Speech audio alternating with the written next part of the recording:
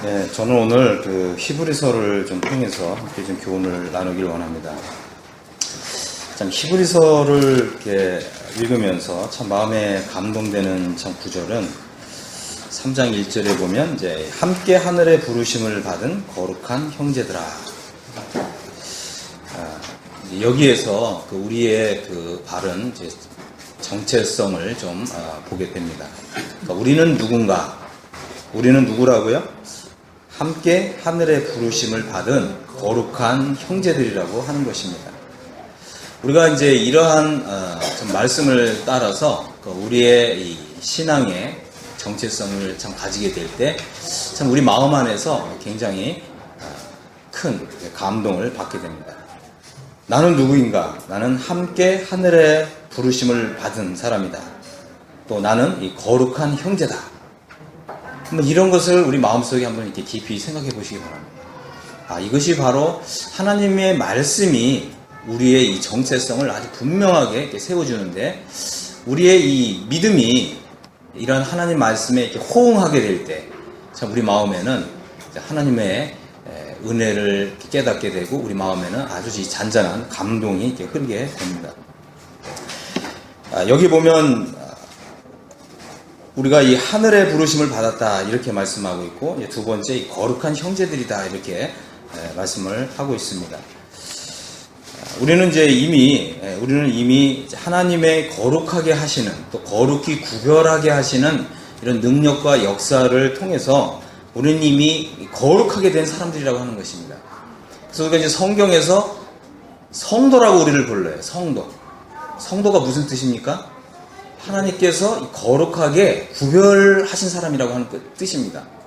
굉장히 감동을 받게 되죠.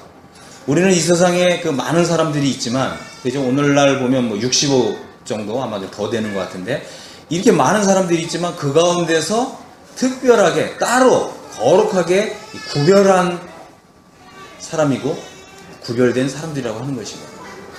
우리는 이 세상에 세상 사람들이 그저 아무런 목적도 없이, 아무런 이제 어떤 표대도 없이, 또 하늘에 있는 이 본향이 없이 그저 이 세상에 이렇게 흘러 떠내려가는 사람들이라고 할 것 같으면, 우리는 이런 사람들 가운데서 따로 거룩히 구별된 사람들이다.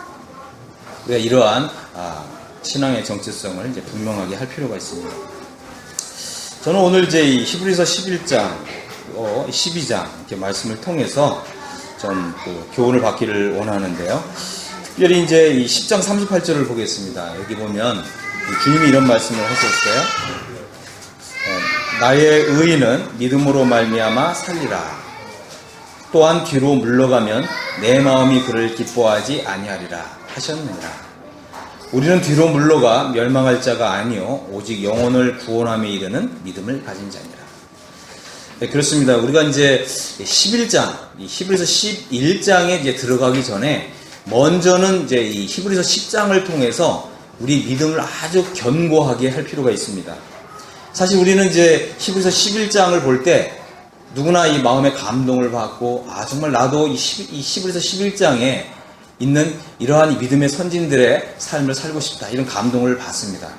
그런데 우리가 이제 이런 감동을 받지만 히브리서 11장에 이런 삶을 잘 살지 못하는 이런 거를 종종 경험하게 되죠. 그것은 무엇보다도 먼저 히브리서 10장을 통해서 우리가 영혼을 구원함에 이르는 믿음을 가진 자라고 하는 이런 믿음을 분명하게 할 필요가 있다라고 하는 것을 보게 됩니다. 주님이 이제 사랑하시는 사람들이 있는데, 그죠? 어떤 사람들을 사랑하시냐 하면 믿음이 있는 자들을 사랑하십니다. 어떤 사람들 사랑하신다고요? 믿음이 있는 자. 많은 사람들이 이게 하나님의 사랑을 조금 잘못 이해하는 경우가 종종 있습니다. 그 말은 뭐냐 하면, 하나님께서 사랑을 하시는데 모든 사람을 다 공평하게 동등하게 사랑하신다 생각하는데, 사실은 그렇지 않습니다. 하나님은 편애하시는 분이에요. 어떤 사랑을 하신다고요? 하나님은요? 편애를 하신다고요. 편애라는 말은 뭐냐면, 어떤 사람은 더 사랑하시고 어떤 사람은 덜 사랑하신다는 거예요. 제 말 이해되세요? 주님이 이런 말씀 하셨잖아요. 내가 야곱은 사랑했고 에서는 미워했다. 보셨잖아요. 그죠? 이게 뭐예요? 이게 편애입니다. 하나님 편애하시는 분이에요. 우리가 예를 들면 요한복음 3장 16절 같이 하나님께서는 모든 죄인들을 사랑하시는데 죄인들을 사랑하실 때는 공평하고 동등하게 사랑하세요. 하지만 믿음 안에 들어온 사람들을 사랑하실 때에는 편애하세요. 맞습니까? 어떤 사람을 더 사랑하신다고요? 믿음이 있는 사람을 더 사랑하신다고 하는 것입니다. 우리가 이거를 분명하게 하게 될 때 그때 비로소 히브리서 11장이 열립니다. 자, 우리 히브리서 11장을 좀 보겠습니다. 이제 사도 바울께서는 이제 히브리서를 기록하시면서 11장에 들어가기 전에 먼저는 우리 영원을 구원함에 이르는 믿음을 가진 이것을 분명하게 하기를 원하셨습니다. 히브리서 10장에는 어떤 내용이 있습니까? 바로 예수 그리스도의 몸을 단번에 들이심으로 말미암아서 우리가 영원한 속죄를 얻었다고 하는 아주 놀라운 믿음을 우리에게 보여주셨습니다. 그래서 우리가 히브리서 10장을 읽어보면 예수님께서 나의 죄를 영원히 속죄하셨구나. 그래서 나의 이 구원 문제가 이제 단번이 영원히 해결됐다고 하는 아주 이런 확실한 믿음을 갖게 되죠. 그러면 우리 영혼은 이제 뒤로 물러가 침륜에 빠지거나 멸망할 자가 아니고 우리 영혼을 구원함에 이르는 이제 믿음을 가진 자다라고 하는 이런 분명한 믿음을 가지고 그 다음에 이제 히브리서 11장에 들어가는 것입니다. 우리가 이제 이 예수님의 피를 통해서 영원히 구속을 받았다고 하는 것은 우리가 이런 믿음을 행사했던 어느 한 때가 있었습니다. 그래서 우리 영혼이 구원받았다고 하는 이 믿음은 사실은 과거적인 믿음입니다. 하지만 이제 히브리서 11장에 들어가면서 하나님께서는 이제 우리 믿음을 미래로 옮기시는 것을 보게 돼요. 과거에서 미래로 옮기십니다.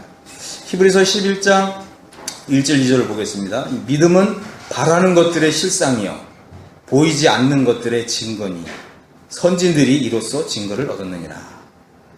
믿음은 영어 성경은 이렇게 되어 있습니다. 믿음은 소망하는 것들의 실상이요. 이 소망이라고 하는 단어 자체가 우리에게 미래를 끌어다 주는 것입니다. 우리가 이제 이 영혼을 구원함에 이르는 이 확실한 믿음을 가진 자로서 이제 우리는 어떻게 해요? 미래를 내다봐야 된다고 하는 것입니다. 미래를 내다보는 자, 그죠? 하나님의 이 미래 세계를 보는 자, 이런 사람들의 삶 속에 이 믿음이 이제 용솟음치고요. 이 믿음이 역동적으로 역사하는 것을 보게 됩니다. 우리의 믿음은 단순히 내가 예수님의 십자가를 믿었고 예수님의 피를 믿었다. 이 과거를 보고 과거에 매이는 믿음이 아니고 이제 어떻게 해요? 미래를 바라보면서 미래에 매이는 믿음을 갖도록 하나님께서 원하신다고 하는 것입니다.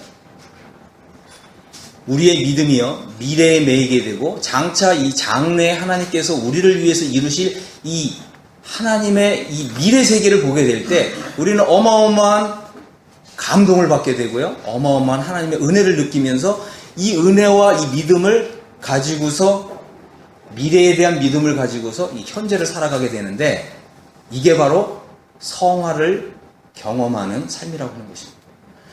성화의 삶은요 우리가 과거의 믿음에 매일 때에는 이 성화의 삶이 안 나온다고 하는 것입니다. 하지만 우리가 미래를 바라보게 되고 우리 믿음이 미래에 닻을 내리게 될 때 그 하나님의 은혜를 알기 때문에 장래에 우리에게 나타날 그 은혜를 알기 때문에 그 어마어마한 그 은혜를 현재 이것을 만끽하면서 넉넉하게 거룩한 삶을 살아가는 힘을 얻게 된다고 하는 것입니다. 하지만 되게 많은 경우에 보면 우리가 대부분 과거에 행사했던 믿음만을 의지한 채 살아가는 경우가 많죠. 예수님이 나의 죄를 용서하셨어. 나는 이제 지옥에서 구원받았어. 그리고선 미래에 대한 믿음이 없는 거예요. 그렇게 과거에 매인 믿음을 가지게 되면 우리는 현재 이 거룩한 삶을 살아가게 될 이 동력을 얻지 못한다고 하는 것입니다. 과거에 우리 믿음이 매이게 되면요 현재를 잃어버리게 되고 미래를 잃어버리게 된다. 이것이 굉장히 중요한 것입니다. 히브리서 11장을 보면 대개가 미래를 얘기합니다. 우리가 이제 이런 부분들을 한번 살펴보기를 원합니다. 그런데 이제 이 믿음은요 미래를 내다보면서 하나님께로부터 정말 너의 믿음이 옳다라고 하는 이런 이 증거를 얻는 일이 매우 중요하다는 것입니다. 왜냐하면 구약시대의 이 믿음의 선진들은 증거를 얻었다는 거예요. 증거. 그래서 이 영어 성경은 이 증거를 간증이다 이렇게 표현합니다. 선한 간증을 하나님께로부터 얻었다. 또 얻었다는 표현은 또 이제 영어 성경을 보면 이게 획득했다 이런 단어예요. 획득했다. 그러니까 이 미래에 대한 믿음을 우리가 가지고서 하나님께로부터 정말 너의 믿음이 옳다라고 하는 이런 간증을 획득해야 된다고 하는 것입니다. 이것은 다 개인적인 거예요. 우리는 이제 우리의 눈을 열어서 미래를 내다보게 되면 하나님께서 과거보다는 현재를 더 좋게 하시고요. 또 현재보다는 미래를 더 크게 하시는 이런 것을 보게 됩니다. 그래서 우리가 이제 11에서 11장을 통해서 이제 역동하는 믿음, 역동적인 믿음. 그리고 이제 사도 바울은 사랑으로서 역사하는 믿음에 대해서 말씀을 해주셨는데, 믿음이 보면 성경은 아주 참 정확합니다. 사랑으로서 역사하는 믿음이 있고요. 또 성경이 또 무슨 믿음 얘기합니까? 죽은 믿음을 또 얘기하잖아요. 살아있는 믿음이 있고요. 죽은 믿음이 있는 것입니다. 그래서 우리가 이제 히브리서 11장은 매우 중요한 장이고, 이를 통해서 우리가 교훈을 받을 부분이 많이 있습니다. 우리가 믿음을 생각하면, 우리 자신만 생각하면 우리는 다 굉장히 우리 믿음이 다 좋은 줄로 이렇게 평가하죠. 대부분이 다 그렇습니다. 우리 개인의 믿음만 생각하면 우리 믿음이 다 좋은 줄 알아요. 그리고 우리 믿음을 굉장히 과대평가하는 경우가 많은데, 그래서 특별히 하나님께서는 히브리서 11장을 주신 것입니다. 이게 기준이에요.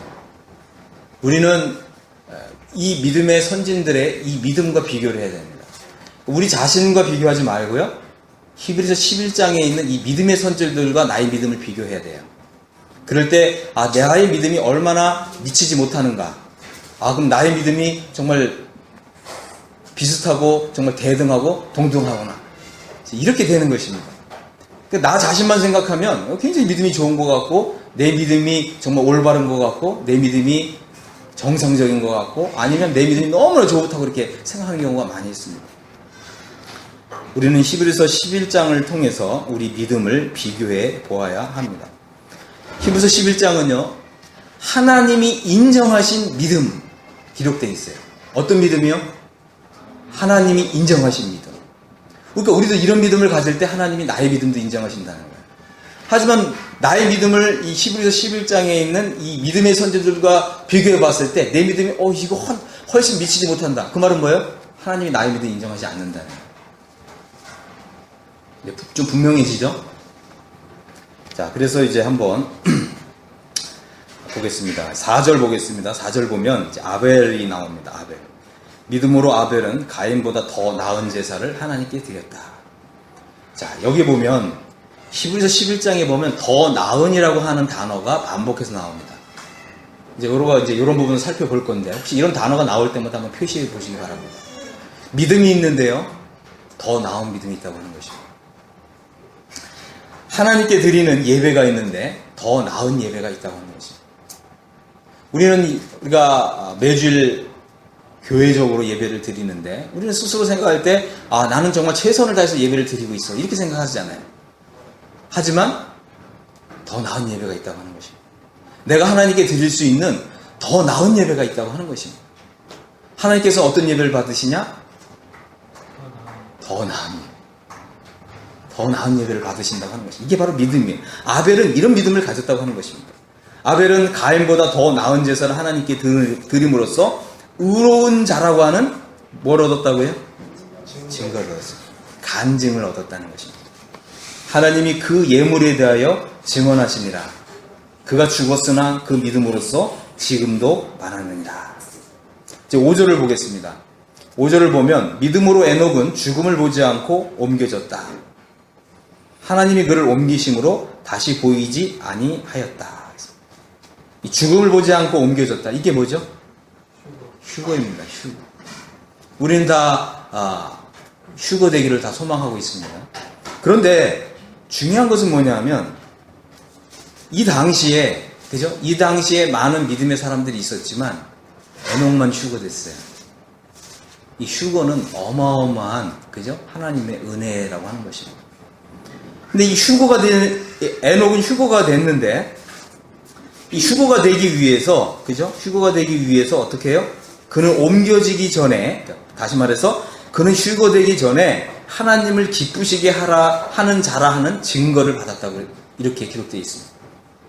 그러니까 우리 믿음은요, 결코 이렇게 정적인 믿음이 아니라고 하는 것입니다. 하나님이 기뻐 받으시는 이 믿음은 동적인 거예요. 많은 사람들이 이렇게 얘기합니다. 아, 나는 창세기서부터 요한계시록까지 성경을 다 믿어. 그러면서 성경을 다 끼고 다니죠.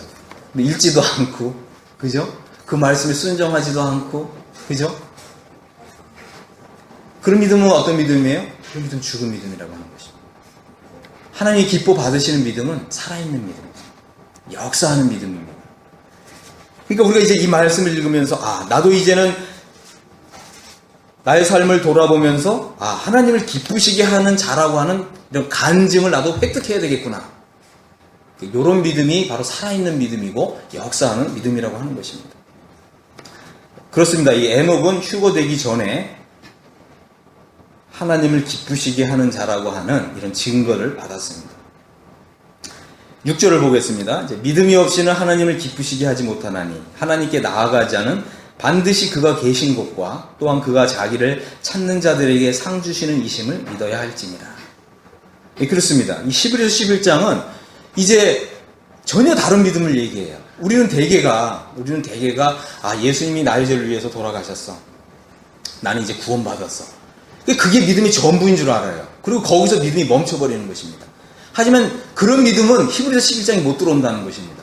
이걸 분명하게 하셔야 돼요. 그 믿음은 10장에서 끝나요. 그것은 기초예요. 물론 그 믿음이 없으면 안 되죠. 그 믿음이 없으면 히브리서 11장의 이 믿음이 역사할 수가 없습니다. 내가 구원받았고 나의 죄가 영원히 속죄됐다고 하는 믿음은 기초이고 토대입니다. 이 믿음이 없어서는 안 됩니다. 하지만 이 믿음은 이제 히브리서 10장에서 끝납니다. 히브리서 11장은 전혀 다른 차원의 믿음을 얘기해요. 어떤 믿음이라고요? 하나님이 살아계시다. 두 번째, 하나님은 자기를 찾는 자들에게 상 주시는 하나님이시다. 2000년대에 들어오기 전에 1900년대까지는 이제 이런 믿음이 아주 메인이었습니다. 아주 기본이었고 아주 중요한 믿음이었는데 어떤 믿음이냐면 십자가 없이는 면류관이 없다.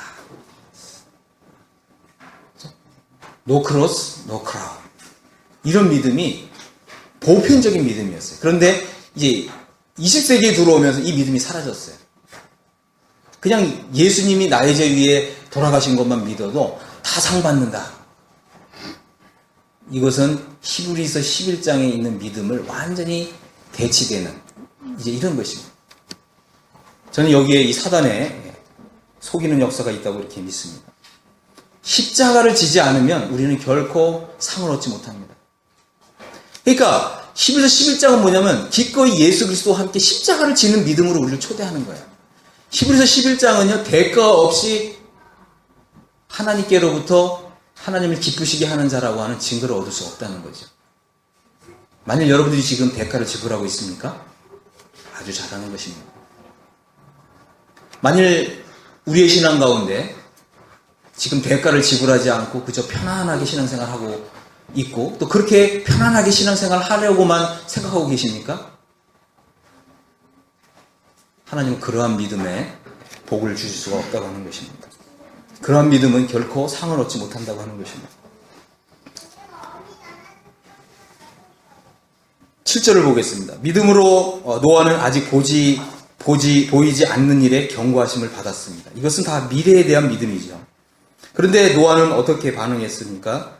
하나님의 미래 세계를 봤어요. 그리고 경외함으로 방주를 준비했습니다. 자, 이 노아는 몇 년 동안 방주를 지었어요? 120년. 노아의 믿음은 120년짜리 믿음입니다. 120년 동안 변함없이 하나님을 경외하면서 120년 동안 방주를 지었어요. 그 믿음은 뭐예요? 120년짜리 믿음이에요. 우리 믿음은요? 우리의 믿음은 도대체 몇 년짜리 믿음인가요? 우리 믿음은 정말 한 번 믿음으로 시작했으면 그 믿음을 끝까지 가지고 가나요? 아니면 작심삼일처럼 오늘 결심하고 그 믿음이 며칠 지나면 그저 사그라드는. 노아는 그렇게 하지 않았어요. 120년 동안 쭉 갔다고 하는 것입니다. 어떤 믿음이 복 받는다고요? 쭉 가는 믿음이 복을 받습니다. 노아는요, 경외함으로 방주를 준비하여 그 집을 구원하였으니 이로 말미암아 세상을 정죄하고 믿음을 따르는 의의 상속자가 되었느니라. 그렇습니다. 장차 나타날 세상은요, 하나님의 의가 다스리는 세상입니다. 하나님의 의가 거하는 세상이에요. 바로 이 세상을 상속받는 상속자가 되었다고 하는 것입니다. 자, 이제 8절을 보겠습니다. 믿음으로 아브라함은 부르심을 받았을 때에 순종하여 장래의 유업으로 받을 땅에 나아갈세. 이 유업이 어떤 유업이라고요? 과거의 유업이요? 현재의 유업이요? 아니면 미래의 유업이요? 미래의 유업. 히브리서 11장은 전부 미래에 대한 믿음을 우리에게 말해줍니다. 이 미래의 유업받을 이 땅을 믿음으로 바라봤기 때문에 현재를 거룩한 삶을 사는 거예요. 하나님의 백성답게 사는 것입니다. 성도답게 사는 것입니다. 아브라함은 믿음으로 이방의 땅에 있는 것 같이 약속의 땅에 거류하여 동일한 약속을 유업으로 함께 받은 이삭과 및 야곱과 더불어 장막에 거하였습니다. 이는 그가 하나님이 계획하시고 지으실 터가 있는 성을 바랐기 때문입니다. 자, 우리 성경에는 여기 성이라고 이렇게 번역이 되어 있는데, 이것은 이제 이 성경이 기록될 당시에 하나의 성을 얘기할 때는 사실은 하나의 성의 개념은 예를 들면 이런 거죠. 한성이 뭐죠? 한성. 조선시대의 한성이면 뭐죠? 서울 얘기하는 거잖아요. 그죠? 그 다음에 이제 고려시대의 평양성 이렇게 얘기하면요. 하나의 수도를 얘기하는 거예요. 근데 이것이 이제 영어 성경에는 하나의 시티라고 번역이 돼 있어요. 시티. 근데 그 시대에는 이 성경이 번역될 당시에는 시티의 개념이 아니고 하나의 도시의 개념이 아니고 성의 개념이었습니다. 근데 우리 지금 개념은 성의 개념이 바뀌었잖아요. 성 그러면 어떻게 돼요? 하나 이렇게 건물을 이렇게 있는 이런 무슨 왕이 거하는 조그만 성. 근데 이 성경이 원래 원어의 의미는 하나의 도시를 얘기하는 거예요. 여러분 이거 아십니까? 새성 예루살렘이 하늘에서 내려옵니다. 근데 이것이 하나의 성이 아니고 도시예요.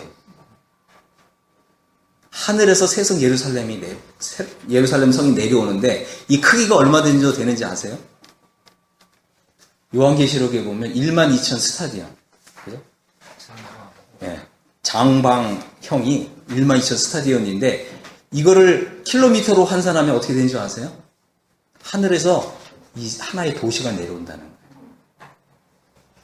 우리가 장래에 거하게 될 하나의 도시인데 이 도시가 중국 대륙의 절반만화 됩니다. 이 12,000 스타디움.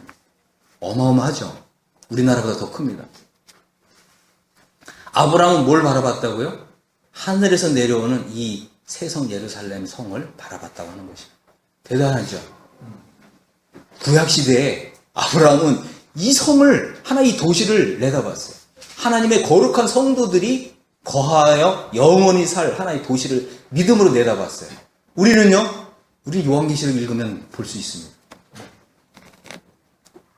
성경에 이렇게 기록이 되어 있어요.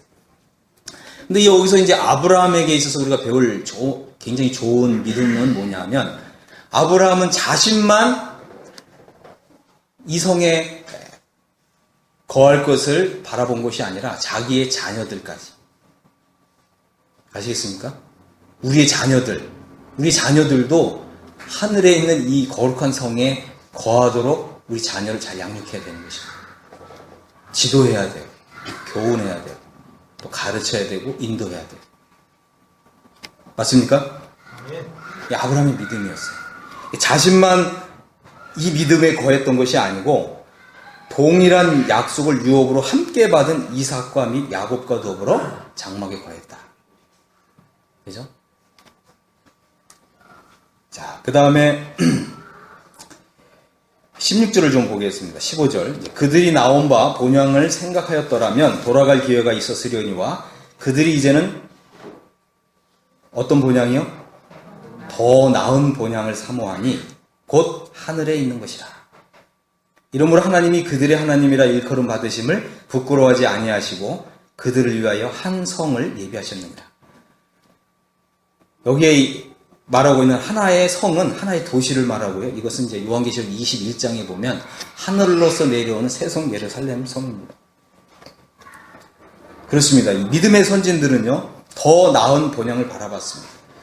오늘날 보면 우리 이 세상 참 살기 좋죠. 맛있는 것도 많고, 또 아주 입을 옷들도 많고, 또 우리가 사는 집들도 너무나 좋습니다. 하지만 이제 미래를 내다보는 사람은 단순히 그저 이 세상으로 만족하는 것이 아니라 더 나은 본향이 있다고 하는 것입니다.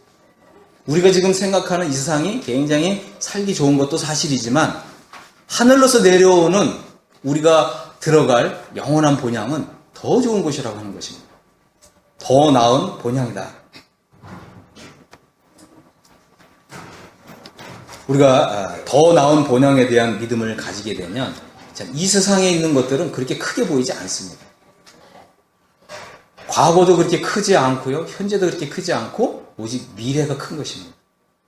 그러니까 이 미래를 내다보는 그런 영안을 뜨기를 간절히 바랍니다. 자, 이제 23절 보겠습니다. 모세에 대한 부분인데, 믿음으로 모세가 낳았을 때에 그 부모가 아름다운 아이임을 보고 석 달 동안 숨겨 왕의 명령을 무서워하지 아니하였으며, 믿음으로 모세는 장성하여 바로의 공주의 아들이라 칭함 받기를 거절하고 도리어 하나님의 백성과 함께 고난받기를 잠시 죄악의 낙을 누리는 것보다 더 좋아하고 그리스도를 위하여 받는 수모를 애굽의 모든 보화보다 더 큰 재물로 여겼으니 이는 상 주심을 바라봅니다. 그렇습니다. 모세는요, 이 바로의 공주의 아들이라 칭함을 거절했대요. 이것은 이 왕궁에 사는 삶을 거절할 수 있었어요. 모세가 과연 어떻게 이 왕궁에 바로의 공주의 아들이면 얼마나 높은 신분입니까? 이런 높은 신분도 기꺼이 거절할 수 있었고요. 또 심지어는 왕궁에서 사는 삶도 거절할 수 있었어요. 그리고 어떻게 했습니까? 도리어 하나님의 백성과 함께. 자, 여기 함께 한번 표시해 보시기 바랍니다. 모세의 이 믿음의 특징, 그리고 하나님이 칭찬하신 모세의 믿음은 뭐냐면 하나님의 백성과 함께하는 믿음이라고 하는 것입니다. 오늘날 우리는 개인주의가 너무 만연되어 있어요. 나만 하나님 잘 믿으면 되지. 이런 사상이 너무나 만연되어 있습니다. 근데 성경을 우리가 읽다 보면 더 깊이 알면 알수록 하나님은 우리의 개인보다는 공동체, 단체, 교회예요. 교회. 그리고 우리. 그렇죠? 우리. 함께하는 이 믿음을 하나님은 굉장히 좋게 보시고 굉장히 칭찬하신다고 하는 것입니다. 우리는 홀로 따로 거처하기보다는 함께하는 이런 믿음을 좀 훈련할 필요가 있습니다. 그런데 어떤 면에서 보면 하나님의 백성과 함께하는 것은 고난일 경우가 많다는 거죠. 왜 그렇죠? 함께하다 보면 내 생각하고 다른 분들이 있잖아요. 그죠? 사실은 우리 신앙의 연륜들이 같지가 않습니다. 다 다르죠. 물론 우리의 믿음이 정말 하나님의 아들을 아는 것과 믿는 일에 좀 하나가 되면 정말 좋은 일입니다. 이렇게 하나가 되기 위해서는 정말 하나님의 이 말씀이 정말 체계적으로 가르쳐 줄 필요가 있습니다. 그리고 우리 모든 성도님들도 하나님 말씀을 함께 체계적으로 배울 이런 특권이 있고 또 한편으로는 의무가 있어요. 성경은요, 특권만 얘기하는 법이 없어요. 특권과 의무를 같이 얘기합니다. 그럴 때 우리가 함께 할 수가 있는 거예요. 근데 이 함께 하는 것이 고난일 수가 있다고 하는 것입니다. 왜 그렇죠? 나의 시간을 희생해야 되고요. 혹은 나의 계획을 포기해야 되기 때문에 그런 것입니다. 하지만 하나님은 어떤 사람을 높이시느냐? 함께 하면서 뭔가를 잃어버린 것에 대해서 하나님은 넉넉하게 보상해 주신다고 하는 것입니다. 이것이 바로 하나님의 백성과 함께 고난받는 이것을 하나님께서 존중하시는 이유입니다. 모세는요, 하나님의 백성과 함께 고난받기를 잠시 죄악의 낙을 누리는 것보다 더 좋아. 우리가 한번 생각해 봐야 될 건 뭐냐면, 혼자서요, 하나님 백성들과 함께 하지 않고 홀로 하는 것은 잠시 죄악의 낙을 누리는 것이다. 왜 그렇죠? 하나님의 뜻은 함께 하는 거잖아요. 우리는 이런 믿음을 가질 필요가 있습니다. 26절 보겠습니다. 그리스도를 위하여 받는 수모를 애굽의 모든 보화보다 더 큰 재물로 여겼으니. 와, 모세의 믿음은 정말 놀랍습니다. 정말 대단해. 왜 그렇죠? 수모와 재물을 바꿨어요. 수모라는 게 뭐예요? 수치스러운 거. 그죠? 나를 희생하는 거. 그잖아요. 근데 뭐하고 바꿨다고요? 애굽의 재물, 애굽의 보화 바꿨다는 거예요. 정말 대단한 믿음 아닙니까? 우리 이렇게 할 수 있을까요? 나의 주머니를 털어라는 거예요. 그리고 오히려 그리스도의 수모를 사라는 거예요.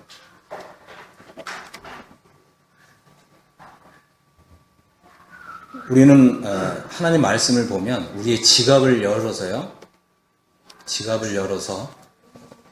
불의의 재물로 친구를 사귀면 장래에 우리가 하나님의 그 영광스러운 나라에 들어가게 될 때 그들이 우리를 환영한다, 이제 이런 말씀이 있습니다. 그래서 불의의 재물로 친구를 사귀라. 그 말이 뭐죠? 우리 주머니를 털라고 하는 거죠. 주머니를 비워라고 하는 것입니다. 우리가 이 세상에 살면서요, 우리 재물로 우리 주머니를 많이 채우면 채울수록 너무나 무거워져가지고 어떻게 돼요? 주님이 오라 하실 때 금세 주님 쫓아가기가 어렵죠. 하나님께서는요, 이 모세의 믿음을 칭찬하셨습니다. 자, 그 다음에 33절 보겠습니다. 이제 그들은 믿음으로 나라를 이기기도 하며 의를 행하기도 하며 약속을 받기도 하며 사자들의 입을 막기도 하며. 우리가 이제 이것을 보면서 과연 어떠한 믿음이 나라를 이기고 의를 행하고 약속을 받고 사자들의 입을 막을 수 있느냐.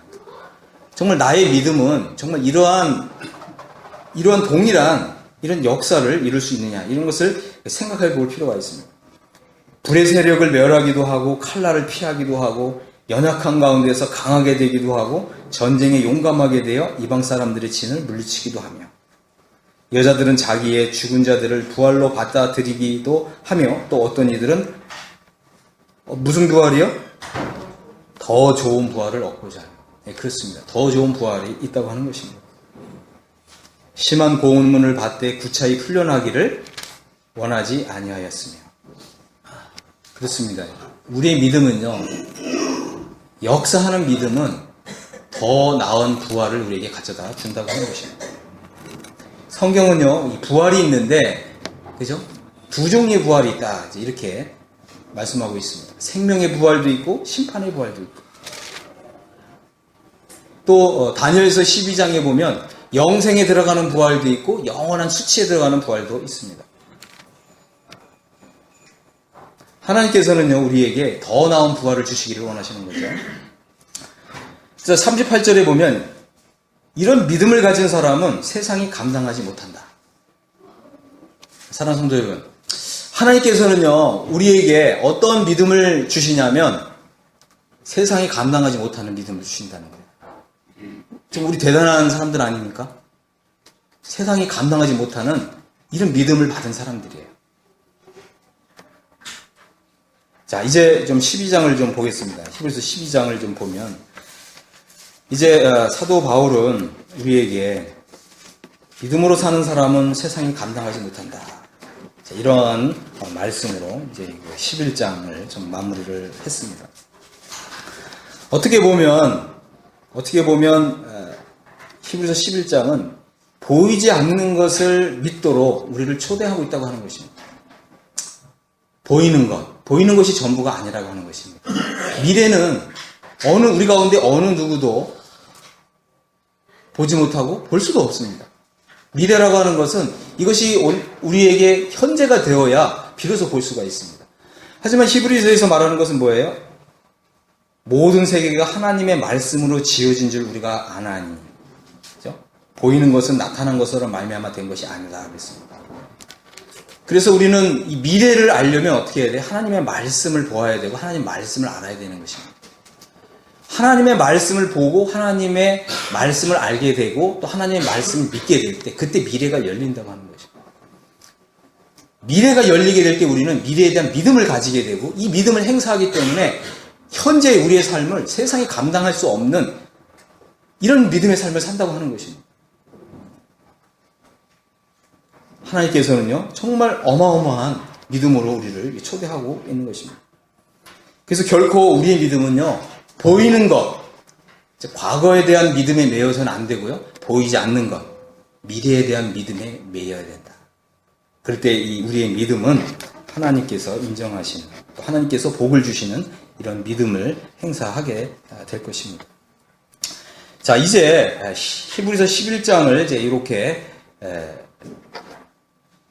마무리하면서 이제 그 12장에서 아주 중요한 교훈을 하고 있는데요. 히브리서 12장 16절 17절을 좀 보겠습니다.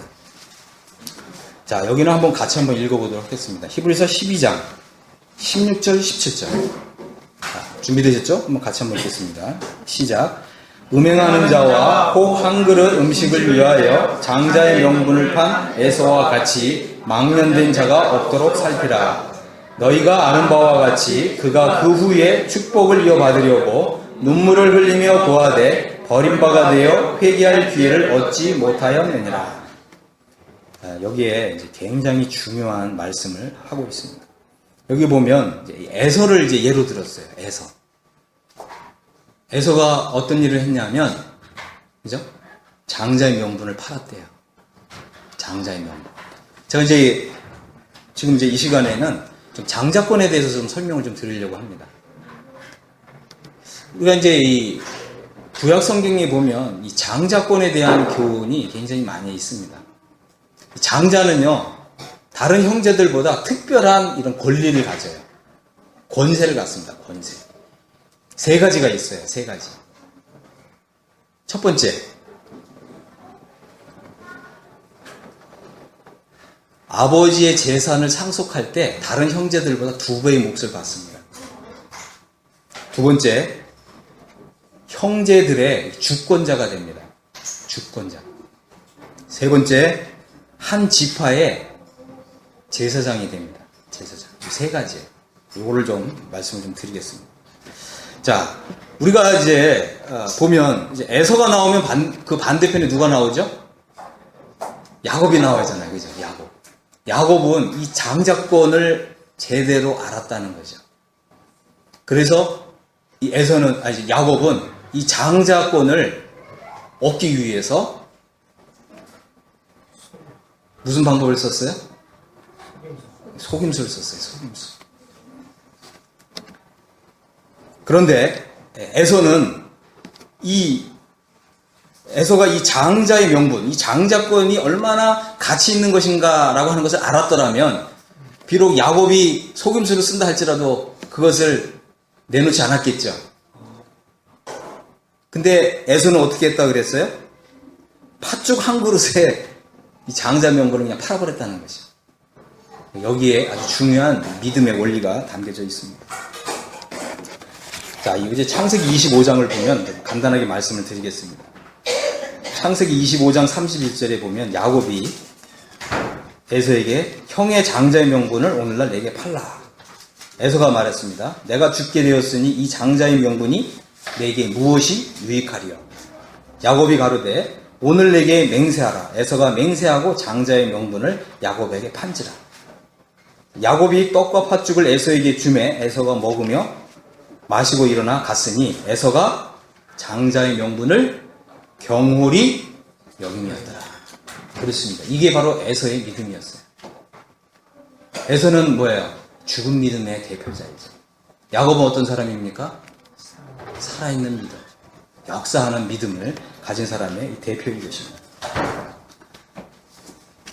자, 그 다음에 두 번째는 이제 이 장자권에 대해서 한번 좀 설명을 좀 드리면, 첫 번째는 창세기 37장 5절에 보면 요셉이 꿈을 꿨습니다. 그런데 이것은 요셉이 어떤 자신의 어떤 야망이나 야심을 드러낸 꿈이 아니라 하나님이 주신 꿈이었다고 하는 것입니다. 특별히 장자권과 관련된 것이죠. 요셉이 꿈 얘기를 했습니다. 청컨대 나의 꾼 꿈을 들으시오. 우리가 밭에서 곡식을 묻더니 내 단은 일어서고 당신들의 단은 내 단을 둘러서서 절하더이다. 이것은 뭐냐면 장자권에 대한 것입니다. 장자권. 이거 뭐냐면 다른 형제들의 주권자가 되는 꿈이에요. 그 형들이 그 얘기를 알아듣고 이렇게 얘기했습니다. 내가 참으로 우리의 왕이 되겠느냐, 참으로 우리를 다스리게 되겠느냐 하고 그 꿈과 그 말을 인하여 그를 더욱 미워했습니다.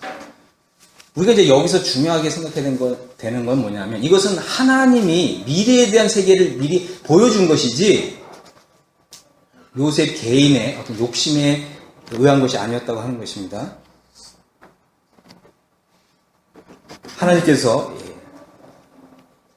요셉에게 바로 이 장자의 명분을 주시는 하나님의 계획을 꿈을 통해서 알려주신 것입니다. 그래서 역대상 5장 1절에 보면 이렇게 좀 메모해 주시기 바랍니다. 원래 이제 이스라엘의 장자는 르우벤이었습니다. 하지만 르우벤은 장자라도 그 아비의 침상을 더럽게 하였기 때문에 장자의 명분이 이스라엘 아들 요셉의 자손에게로 돌아갔으나 족보에는 장자의 명분대로 기록했다고 이렇게 했습니다. 그래서 유다는 형제보다 뛰어나고 주권자가 유다로 말미암았을지라도 장자의 명분은 요셉에게 있습니다. 그렇습니다. 이 장자권이 요셉에게 넘어갔습니다. 우리가 이제 구약 성경에도 보면 이 장자권은요, 먼저 태어난 장자가 이 권리를 받는데 자신이 받은 이 장자권을 무시하거나 소홀히 여기거나 경홀히 여기면 이 장자권이 오히려 믿음이 있는 사람, 살아있는 믿은 사람, 역사하는 믿음을 가진 사람에게로 넘어간다고 하는 것입니다. 우리가 이제 이것을 정확히 알 필요가 있고요. 그다음에 두 번째는 이제 2배의 상속 재산을 받는 부분인데 신명기 21장에 보면 참 장자에게는 자기의 소유에서 그에게는 2 몫을 줄 것이니 그는 자기 기력의 시작이라 장자의 권리가 그에게 있습니다. 그래서 이 아버지의 재산을 2배로 받는 이런 권리가 있습니다. 누구에게요? 장자권 가진 사람, 장자. 자, 그 다음에 이제 욥기 42장에 보면 하나님께서 욥에게 나타나셨는데 욥의 친구들에게 주님이 이렇게 말씀하셨습니다. 그런즉 너희는 수송아지 7과 순양 7을 취하여 내 종 욥에게 가서 너희를 위하여 번제를 드리라. 내 종 욥이 너희를 위하여 기도할 것인즉 내가 그를 기쁘게 받으리니 너희의 우매한 대로 그에게 갚지 아니하리라. 42장 10절에 보면 욥이 그 벗들을 위하여 빌매 여호와께서 욥의 공경을 돌이키시고. 자, 여기 보면 장자권 가운데 하나가 뭐냐면 이 지파의 한 지파의 제사장이 되는 것입니다. 제사장이 된다는 말은 뭐냐면 다른 이 친구들, 욥의 다른 친구들의 말이 정당하지 못했기 때문에 오히려 이제 이 수송아지 7과 순양 7을 취하여 누구에게 가라고요? 욥에게 가라는 거예요. 하나님에게 가야 되잖아요. 그죠? 근데 바로 이 욥이 장자권을 가지고 있었고 그 장자권 가운데 바로 이 한 지파의 제사장이 되는 이제 이런 이 권한을 가지고 있었기 때문에 주님은 이제 이 욥의 친구들에게 욥에게 가서 번제물을 욥에게 가지고 가라. 그리하면 욥이 너희를 대신하여 너희를 위하여 나에게 번제를 드릴 것인데 그때 욥은 너희를 위하여 기도할 것이다. 그때 내가 그 기도를 받고 너희 죄를 용서하겠다. 이렇게 말씀하시는 것입니다. 자, 우리가 이제 이 구약 성경을 이제 잘 이렇게 읽어보면, 그죠? 잘 읽어보면, 이 장자의 권리, 장자의 명분이 얼마나 중요한 것인가, 또 하나님께서 얼마나 중요하게 여기시는가 하는 것을 보게 됩니다. 하지만 에서는 이 장자권을 소홀히 여겼다라고 하는 것입니다. 자, 그런데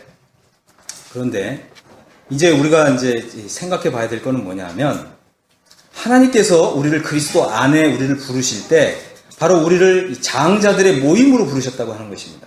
자, 히브리서 12장 23절을 보겠습니다. 여기를 보면 22절 23절 같이 한번 보겠습니다. 너희가 이룬 곳은 시온산과 살아계신 하나님의 도성인 하늘의 예루살렘과 천만 천사와 하늘에 기록된 장자들의 모임과 교회와 하나님께서는 우리를요, 장자들의 모임과 장자들의 교회로 부르셨다고 하는 것입니다. 이것은 왜 그러냐 하면, 우리 예수님께서, 예수 그리스도께서 장자시죠. 하나님의 가족 가운데 맏아들이시고 예수 그리스도께서 장자시라는 거예요. 우리가 예수 그리스도와 연합을 이루었기 때문에 하나님께서는 우리를 장자들의 교회로 부르셨습니다. 그 말은 뭐예요? 우리 모두에게 하나님이 장자권을 다 주셨다는 거예요. 그런데 여기서 중요한 게 뭐라고요? 살아있는 믿음, 역사하는 믿음을 가져야 된다는 거예요. 혹시라도 우리가 죽은 믿음을 가지게 되면, 죽은 믿음이 뭐라고요? 이 장자권을 소홀히 여기고 경홀히 여기는 이런 믿음. 그래서 장래에 하나님께서 우리에게 이런 장자의 이런 복을 주시는 게 이게 다 무슨 소용이냐? 지금 당장 이 세상에 사는 게 더 급한데 장자권 당신이나 가지시오. 예를 들어서 이런 죽은 믿음을 가지게 되면 어떻게 된다고요? 장자권 잃어버린다는 거죠. 그럼 장자권을 가진 사람과 장자권을 가지지 않은 사람은 어떻게 차이가 나느냐, 그 부분을 좀 말씀드리고 마치도록 하겠습니다. 자, 우리가요, 이 베드로 전후서를 보면 베드로가 이런 얘기를 했습니다. 베드로는요, 믿음의 사람 두 사람을 예로 들었어요. 한 사람 누구냐면 아브라함이고, 다른 한 사람은 롯이에요, 롯. 자, 아브라함은 베드로후서 1장 10절에 보면 이런 말씀을 했죠. 형제들아, 더욱 힘써 너희의 부르심과 택하심을 굳게 하라. 너희가 이것을 행한즉 언제든지 실족지 아니하리라. 이같이 하면 우리 주 곧 구주 예수 그리스도의 영원한 나라에 들어감을 넉넉히 너희에게 주시리라. 하나님 나라에 어떻게 들어간다고요? 넉넉히 들어간다. 이 영광 가운데 들어간다고 하는 것입니다. 그런데 베드로 전서 4장 17절에는 이런 말씀이 있어요. 하나님의 집에서 심판을 시작할 때가 되었나니 만일 우리에게 먼저 하면 하나님의 복음을 순종치 아니한 자들의 그 마지막이 어떠하며 또 의인이 겨우 구원을 얻으면, 여기 무슨 구원이 나와요? 겨우 구원. 자, 잘 보세요. 아브라함 구원 받았죠? 롯 구원 받았어요? 구원 안 받았어요? 롯 구원 받았습니다. 근데 아브라함은 어떤 구원을 받았다고요? 우리 구주 예수 그리스도의 영원한 나라에 넉넉히 들어가는 구원을 받았는데, 롯은요, 겨우 구원 받았다는 거예요. 이해하시죠? 구약 성경을 좀 읽으신 분들은 이제 이해하실 거예요. 이 롯은 겨우 구원 받은 사람의 대표이고요. 아브라함은 하나님 나라에 넉넉한 구원을 받는 사람의 대표인 것입니다. 그래서 하나님께서는 아브라함의 믿음은 칭찬하시고요. 롯이 구원받기는 했지만, 그죠? 그러나 하나님께서는 이 롯에 대해서는 칭찬하시지 않는 것입니다. 장자권을 가지고 이 믿음을 행사하는 사람은요, 넉넉한 구원에 들어갑니다. 하지만 이 장자권에 대한 이것을 소홀히 여기고 죽은 믿음을 가진 사람은 겨우 구원 얻는 것입니다. 이해하셨죠? 자, 이 사도 바울은 이것을 어떻게 말하고 있는지를 한번 보겠습니다. 고린도전서 3장 13절에 보면 사도 바울은 이런 얘기를 했어요. 장차 우리가 주님 믿고 난 이후에 어떤 행위를 했는가에 대해서 하나님이 심판하시는데, 공력을 우리가 이제 공력이라고 표현한 거예요. 우리가 행위인데, 이것은 이제 행위예요. 우리가 이제 주님 믿고 난 이후의 행위인데 이것을 공력이라고 표현했습니다. 이 공력을 하나님이 심판하시는데 불로 심판하신다는 거예요. 그러니까 이 불로 심판할 때 두 가지 특징적인 게 있습니다. 금이나 은이나 보석이 있고요. 나무나 짚이나 풀이 있어요. 불로 시험하니까 나무나 짚이나 풀은 어떻게 될까요? 다 타버리겠죠. 금이나 은이나 보석은요, 불을 통과하면 더 정금과 같이 나오겠죠. 그래서 이 공력이 다 불에 타는 사람은 불 가운데서 얻는 구원을 받는다고 하는 것입니다. 그런데 이제 디모데후서 2장 10절에 보면 사도 바울이 이런 얘기를 했습니다. 내가 택하신 자를 위하여 모든 것을 참음은 저희로도 그리스도 예수 안에 있는 구원을 영원한 영광과 함께 얻게 하려 함이로라. 바울은요, 이 고린도전서 3장 13절에서는 아주 이 부끄러운 구원에 대해서 얘기를 했어요. 그런데 디모데후서 2장 10절에서는 그리스도 예수 안에 있는 구원을 무엇과 함께 얻어요? 영원한 영광과 함께 얻는 구원을 얘기했어요. 이해하셨습니까? 어떤 사람은 불 가운데서 겨우 구원 얻는 사람이 있고 어떤 사람은 그리스도의 그 영원하신 영광과 함께 받는 구원이 있다고 하는 것입니다. 그러면 우리 한번 생각해 보겠습니다. 우리가 받은 구원이 다 똑같다고요? 차이가 있다고 하는 것입니다. 그럼 무엇이 이런 차이를 가져온다고요? 성화의 삶입니다. 성화의 삶. 그래서 이것을 다시 말씀드린다면 칭의는요. 칭의. 우리가 믿음으로 의롭게 되는 것은 차별이 없어요. 우리는 우리의 선한 행위로 칭의를 얻는 게 아닙니다. 하지만 장래에 상급을 얻고 영원한 영광을 얻고 또 이 장자권을 그대로 상속을 받으려면 성화가 필요하다는 것입니다. 그렇다면 성화는 우리 개인마다 다 차이가 있는 것입니다. 우리는 이제 이 성화에 대한 정말 이런 중요한 정말 진리에 눈을 떠야 되고요. 하나님, 이제 제가 이 거룩한 삶을 살게 하옵소서. 또 하나님의 말씀을 중요하게 여기는 이런 믿음을 갖게 하옵소서. 또 하나님께서 우리에게 주신 이 장자권이 장래에 우리 주님의 나라에 들어갔을 때 이 장자의 권리를 그대로 다 받는 이런 사람이 되게 해 주옵소서. 우리가 이제 이렇게 믿음을 행사할 필요가 있습니다. 이 믿음은 결코 과거에 매이는 믿음이 아니라 어디에 매이는 믿음이라고 했죠? 미래에 매이는 믿음. 그저 과거에 내가 믿었던 그 과거 믿음에 그냥 집착하고 거기에 머무르고 거기에 안주하는 믿음이 아니고 미래를 향해서 나아가는 믿음. 우리 다 그런 믿음을 가져야 되겠죠? 하나님께서 우리 모두를 그런 믿음으로 정말 복의 복을 더해주시길 원합니다. 아멘. 잠깐 기도하고 마치겠습니다. 아버지 하나님, 우리에게 히브리서 11장을 통해서 참된 믿음이 무엇인지 보여주신 것을 감사합니다. 우리 서울 강북교회 모든 성도들의 믿음이 미래에 매이게 해 주옵소서. 장자권을 받은 자로서 이 장자권을 소중하게 여기고 이 장자권을 행사하는 이런 믿음을 가진 자가 되게 해 주옵소서.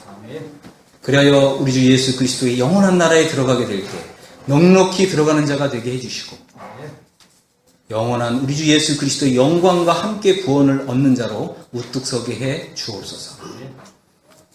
그리고 십자가가 없이는 결코 영광이 없다고 하는 이런 믿음을 우리의 믿음의 바탕으로 선명하게 분명하게 우리 믿음에 새겨 주옵소서.